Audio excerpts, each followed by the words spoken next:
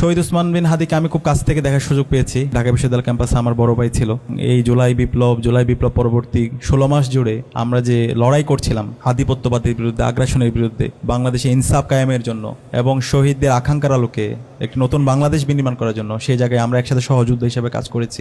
সবসময় একজন বড় ভাই হিসেবে আমাদেরকে পরামর্শ দিয়েছে, শাসন করেছে। আমরা একসাথেই সবসময় কাজ করতাম। শহীদ উসমান হাদি তার যতগুলো বক্তব্য আছে আপনারা সবসময় দেখবেন তিনি সবসময় ইনসাফের পক্ষে কথা বলেছেন। তার প্রত্যেকটা বক্তব্যের মধ্যে তিনি ইনসাফের কথা বলতেন। তিনি এমনও বলতেন শত্রুর সাথে আমার ইনসাফ করতে হবে, কারোর উপর জুলুম করা যাবে না। তো সেই ইনসাফ ভিত্তিক একটি বাংলাদেশ বিনির্মাণ না হওয়ার আগ পর্যন্ত আমরা আমাদের লড়াই চালিয়ে যাব। এটা হচ্ছে আমাদের শহীদ উসমান বিন হাদির অন্যতম আমাদের উপর রেখে যাওয়া আমানত। আমরা কি পারবো ইনশাআল্লাহ? এই ইনসাফ এবং এই ইনসাফ ভিত্তিক বাংলাদেশ বিনির্মাণ করার জন্য আমরা এখানে যারা আছি আমাদেরকে অগ্রণী ভূমিকা পালন করতে হবে। গত 54 বছর জুড়ে বাংলাদেশে আমাদের অসংখ্য লড়াই সংগ্রাম হয়েছে, অসংখ্য আমাদের ভাই বোনরা জীবন দিয়েছে, প্রতিবারই জীবন দিয়েছে, পরবর্তীতে মানুষরা প্রতারিত হয়েছে, কিন্তু ইনসাফ প্রতিষ্ঠা হয় নাই। মহান মুক্তিযুদ্ধ পরবর্তী এদেশের মানুষের ইনসাফের জন্য তাদের আকাঙ্ক্ষা ছিল, মুক্তির আকাঙ্ক্ষা ছিল, কিন্তু বাকশালের মাধ্যমে আমাদের এই দেশে অর্থনৈতিক শোষণ, রাজনৈতিক নিপীড়ন এবং সাংস্কৃতিক গোলামির মধ্য দিয়ে আমাদেরকে যেতে হয়েছে। পরবর্তীতে 75-এর বিপ্লব হলো, এরপরে আবার দেশীয় বিদেশি ষড়যন্ত্রের মাধ্যমে আমাদের এই দেশে বিভিন্ন ধরনের সংকট তৈরি করে রাখা হয়েছে। পরবর্তীতে স্বৈরাচারের বিরুদ্ধে 90-এ গণ অভ্যুত্থান হলো, অসংখ্য আমাদের ভাই বোনরা জীবন দিয়েছে, কিন্তু সমাজের মুক্তি আসেনি, রাষ্ট্রের মুক্তি আসেনি। বাংলাদেশ একটি পূর্ণাঙ্গ ইনসাফ ভিত্তিক রাষ্ট্র হিসেবে বিনির্মাণ হতে পারেনি। এরপর গত 16 বছরের ফেসিবাদী শাসনে আমরা দেখেছি গুম, খুন, আয়নাগর, হত্যা, শিক্ষার্থীদের উপর নিপীড়ন, নির্যাতন, নিষ্পেষণ, দেশকে একটি অকার্যকর রাষ্ট্রে পরিণত করা হয়েছে। এবং এই বাংলাদেশটা ছিল পুরোটা একটা ভারতের সাপ্লেট কলোনি। এখান থেকে কোনো কিছু পরিচালিত হতো না, সব দিল্লি থেকে পরিচালিত হতো। ঢাকা বিশ্ববিদ্যালয়ের মতো জায়গায় যেখানে আমাদের এখানে 90% মুসলমান, সেখানে আমরা ঢাকা বিশ্ববিদ্যালয়ে কোরআনের প্রোগ্রাম করব। সেই প্রোগ্রামে যারা আয়োজন করেছে তাদেরকে সুকোজ দেওয়া হয়েছিল। রমজানে আমরা প্রোডাক্টিভ রমজান শীর্ষক আয়োজন করেছিলাম, সেখানে ছাত্রলীগের সন্ত্রাসীরা দিল্লির অ্যাসাইনমেন্টে আমাদের উপর হামলা করেছিল। এইভাবে আমাদের জুলুম, নির্যাতন, নিষ্পেষণের মধ্যে দিয়ে গত 16 বছরে যেতে হয়েছে। সর্বশেষ এই জুলাই বিপ্লবের মাধ্যমে আজকে এই দেশের মানুষ আজাদি পেয়েছে, এই যে দেশের মানুষ স্বাধীনভাবে কথা বলতে পারছে।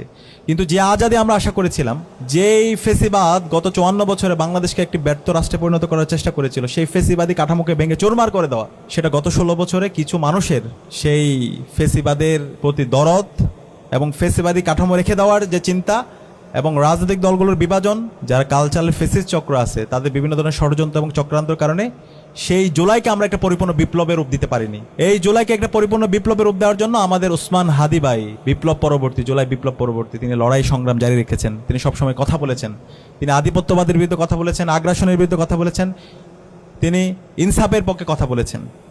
যে কারণে এই পতিত ফেসিস্টরা এবং কালচারাল ফেসিস্ট চক্র ওনাকে হত্যাযজ্ঞ করেছে এবং সর্বশেষ ওনাকে গুলি করে আমাদের এই উসমান হাদি ভাইকে শহীদ করেছে।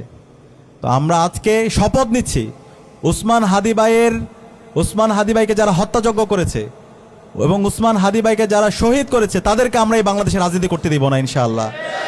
এবং উসমান হাদি ভাইয়ের যে শপথ, একটা ইনসাফ ভিত্তিক বাংলাদেশ বিনির্মাণ করা, সেই বাংলাদেশ বিনির্মাণ না হওয়ার আগ পর্যন্ত আমরা আমাদের লড়াই সংগ্রাম জারি রাখবো ইনশাআল্লাহ।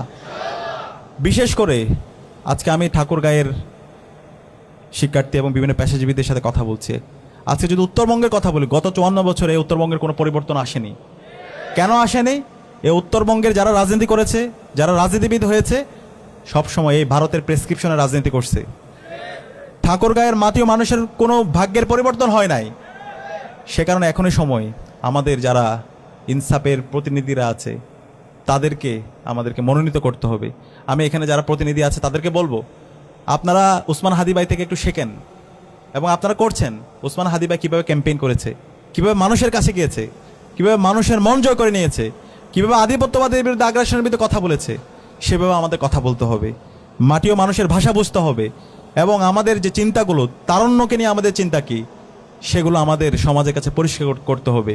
এবং আমরা কেমন সমাজ বিনির্মাণ করতে চাই, আমরা যখন জনগণের ম্যান্ডেট পেয়ে আমরা যখন নির্বাচিত হয়ে আসব, জনগণের প্রতি কী কমিটমেন্ট আমরা কীভাবে বাস্তবায়ন করবো, সেই রোডম্যাপটা আপনারা বলে দেন এবং আপনারা একটা নতুন রাজনৈতিক সংস্কৃতি বিনির্মাণ করেন, যেটা উসমান হাদি ভাইয়ের লড়াই ছিল।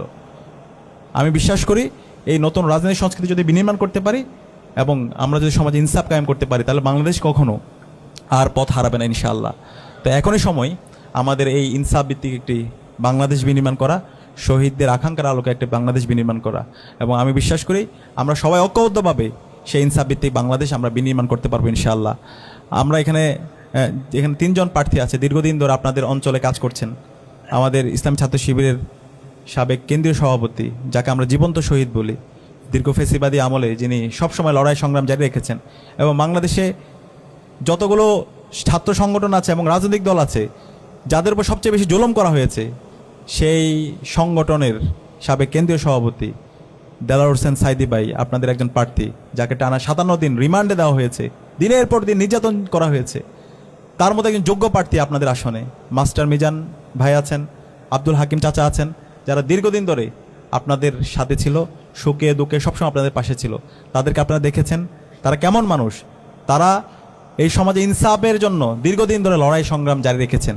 আমি বিশ্বাস করি আপনাদের এই মানুষগুলো আপনাদের যে কমিটমেন্টগুলো দিবে, প্রত্যেকটা কমিটমেন্ট তারা বাস্তবায়ন করবে ইনশাআল্লাহ।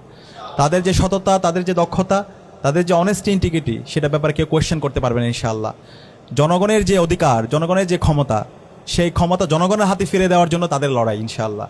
এবং সমাজে যারা তারুণ্য আছে, সেই তরুণ সমাজেদেরকে নিয়ে তাদের ভাবনা, তাদেরকে এম্পাওয়ার করা, এবং সমাজের যে বৈষম্যগুলো আছে, সমাজের যে দুর্নীতি, চাঁদাবাজি, টেন্ডারবাজি, রাহাজানি, সন্ত্রাস, মাফিয়াতন্ত্র, সেটার কবর রচনা করাই হচ্ছে তাদের উদ্দেশ্য। তো ইনশাআল্লাহ আমরা বিশ্বাস করি সে জায়গায় এখানকার যারা ছাত্র যুবকরা আছে, তারা এই ইনসাফের প্রতিনিধিদের জন্য তাদের পক্ষে তারা কাজ করবে ইনশাআল্লাহ। এবং একই সাথে আমাদের উত্তরবঙ্গের যে ভাগ্য গত 54 বছর পরিবর্তন হয়নি, সেই ভাগ্য পরিবর্তন করার জন্য আমাদের এই ধরনের যোগ্য প্রার্থীদেরকে দরকার, যারা উত্তরবঙ্গের সকল সমস্যাগুলোকে অ্যাড্রেস করবে এবং যারা উত্তরবঙ্গের মাটি ও মানুষের কথা বলবে ইনশাআল্লাহ। কারো চোখ রাঙানোকে তারা পাত্তা দিবে না ইনশাআল্লাহ। আমরা বিশ্বাস করি আমাদের যারা প্রার্থীরা আছে তারাই ইনশাআল্লাহ আপনাদের পক্ষে হয়ে বাংলাদেশের মানুষের আজাদির জন্য, ইনসাফের জন্য, ইনকিলাবের জন্য তারা তাদের লড়াই সংগ্রাম জারি রাখবে। এবং আমি আশা রাখছি সে যাত্রায় এখানে ঠাকুরগাঁয়ের যারা ছাত্র এবং যুবকরা আছে, সে জায়গায় তারা সার্বিকভাবে পাশে থেকে সামগ্রিকভাবে এই অঞ্চলের মানুষের মুক্তির জন্য তারা লড়াইয়ে সার্বিকভাবে সহযোগিতা করবে ইনশাআল্লাহ। সে উদাত্ত আহ্বান জানিয়ে আমি আমার কথা এখানে শেষ করছি। আসসালামু আলাইকুম।